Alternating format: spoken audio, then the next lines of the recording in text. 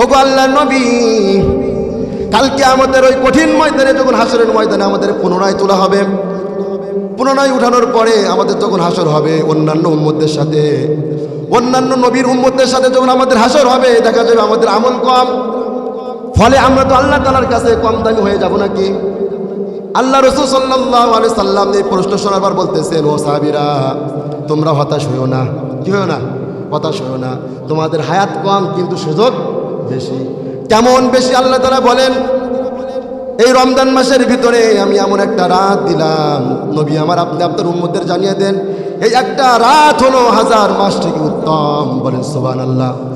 রব্বুল আলামিন বলেন, লাইলাতুল কদরি খায়রুম মিন আলফি শাহর। ওগো নবী, আপনি আপনার উম্মতদের জানিয়ে দেন, আপনার উম্মতদের রমজানের ভিতরে আমি এমন একটা রাত রেখেছি, আপনার কোন উম্মত যদি ওই রাতে ইবাদত করে, ওই একটা রাত ইবাদত করার ফলে তার আমল নামায় 1000 মাস ইবাদত করলে যে সওয়াব হবে, তার আমল নামায় সেই সওয়াব দান করে দেওয়া হবে। সুবহানাল্লাহ। এখন ক্যালকুলেটরে হিসাব করেন, 1000 মাস সমান সমান দেখবেন 83 বছর 4 মাস। এখন একটা মানুষ হাত তুলে বলেন, হুজুর লিখে দিলাম 83 বছর 4 মাস বাঁচবো। একটা মানুষ বলেন, বলতে পারবেন না কেউ? কারণ নিশ্চয়তা নেই, নিশ্চয়তা নেই।